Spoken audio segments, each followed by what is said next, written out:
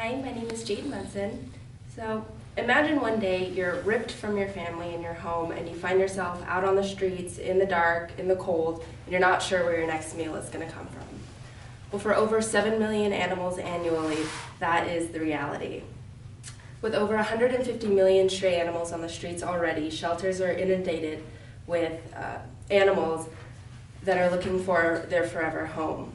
So this year I started volunteering with the NSPCA, and it really opened my eyes to how many animals are in need of homes, as well as how in need shelters are. While I was there, I met a beautiful lab golden retriever mix. Her name was Risotto, and I fell in love with her and I just had to have her, so I adopted her, and I have animal shelters to thank for that. So if I can find a beautiful little furry friend that I love, so can you. Because millions of pets find themselves on the streets, shelters often don't have the volunteers, the supplies, or the space to hold them, and many animals end up euthanized before they have a chance to find a place to call home.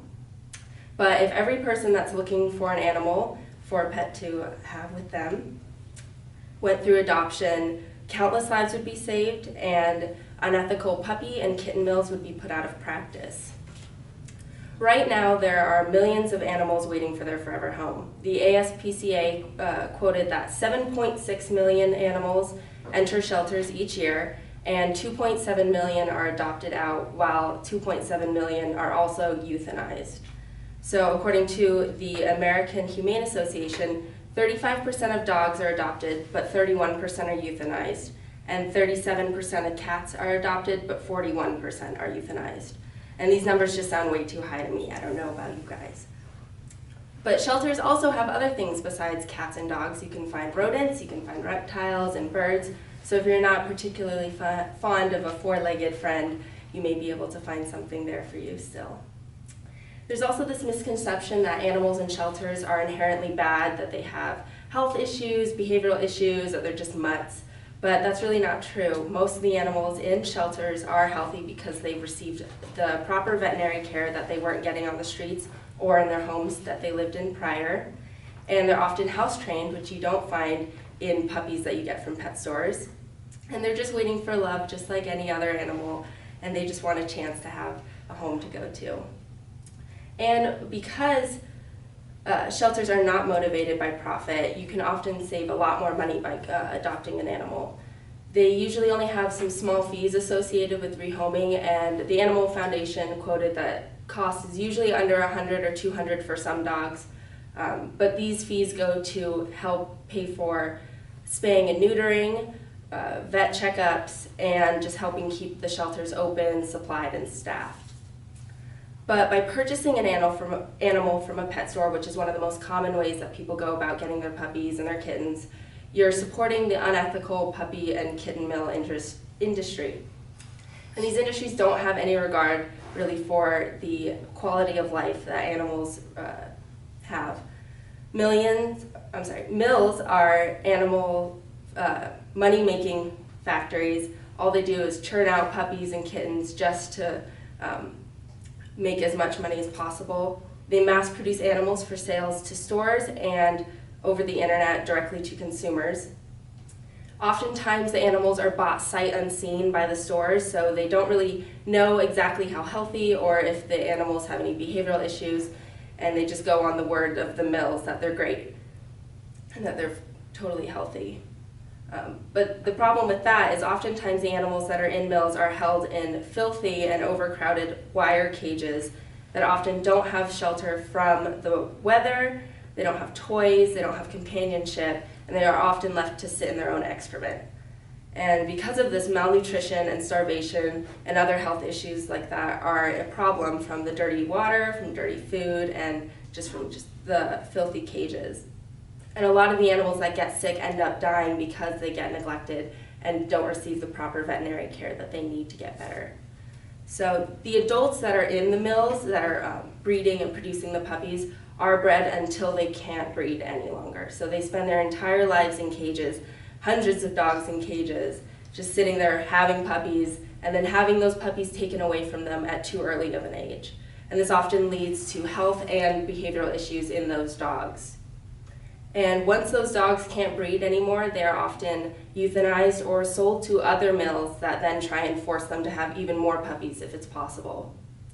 And if you think, oh, I'm rescuing these dogs by buying them from a pet store, really all you're doing is fueling the fire, and the only way to end puppy mills is to boycott the whole industry and go adopt a dog. So you may be thinking, well, I want a specific purebred or a type of mix that I just can't find at a shelter, but that's not true.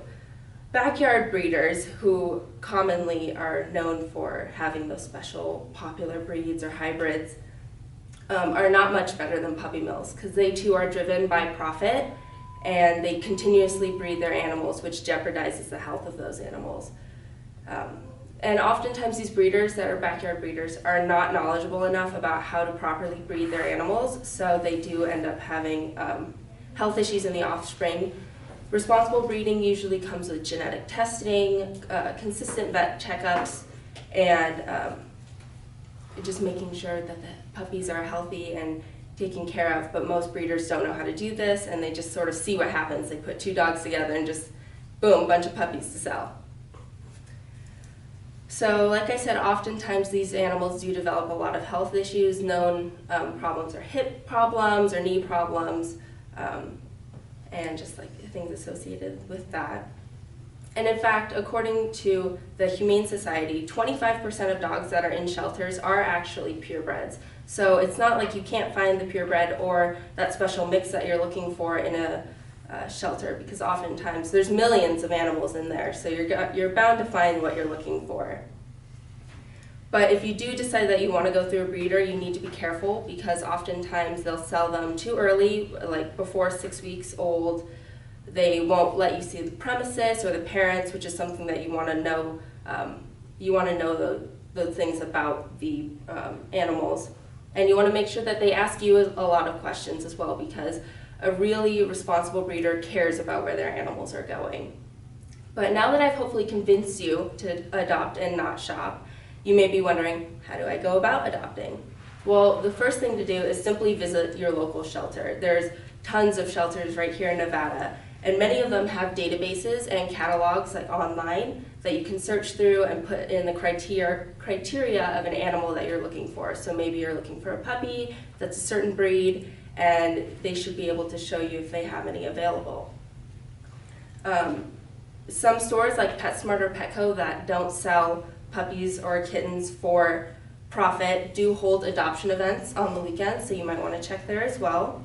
Or if you don't have any interest in actually owning a dog, you might want to volunteer or donate to your animal shelter, because simple things like towels, just a few dollars, or your time can really make a big difference in the lives of these animals. So in conclusion, not only do pets give you unconditional love, they're also known to have physical and emotional health benefits, and they provide fulfillment, responsibility, and they alleviate that loneliness that I know I've experienced way too many times.